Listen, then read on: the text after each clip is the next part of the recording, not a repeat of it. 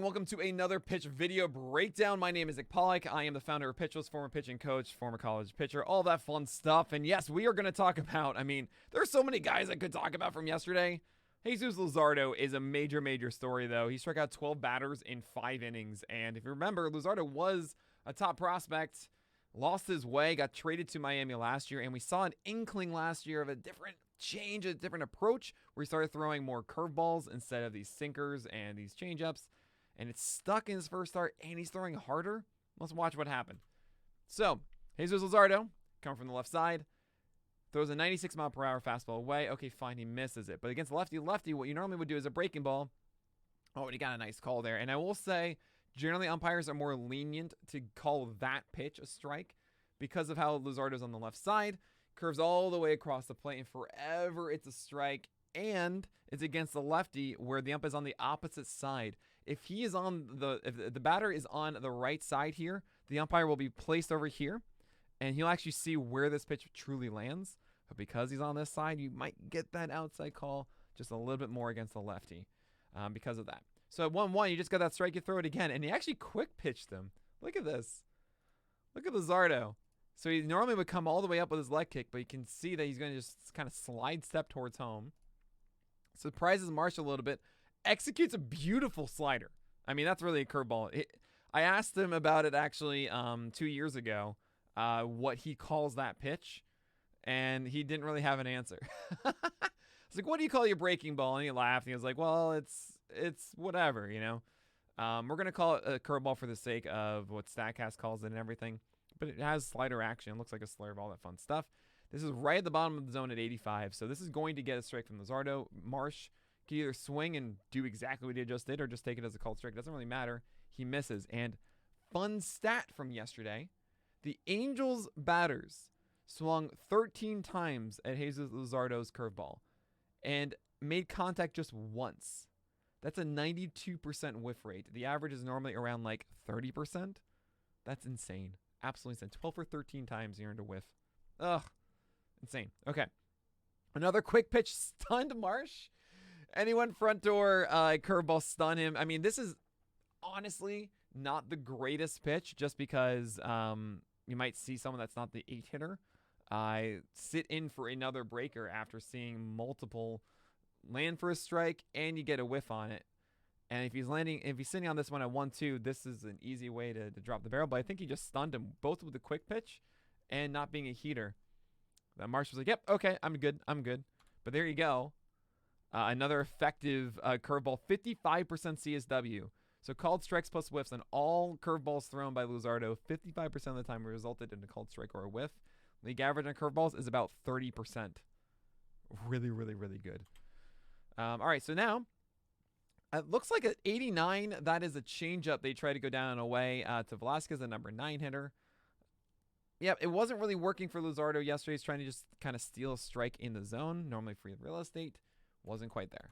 So you do that. Velasquez doesn't really know what the interpretation was, and maybe he thinks that was a change at the miss or something, but he is a little bit lower now. You could probably surprise him with a fastball inside.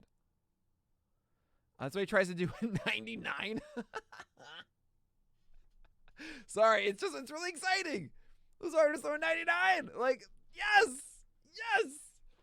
He was at 95 last year. Sure, he would sometimes touch up 96, 97, but like, that's 99.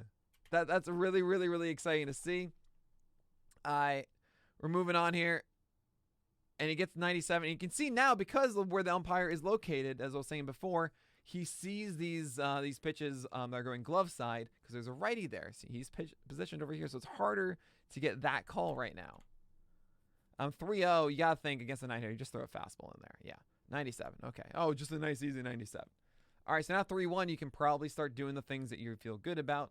I wouldn't be surprised if we see a curveball now trying to come into the zone that Velasquez can't handle.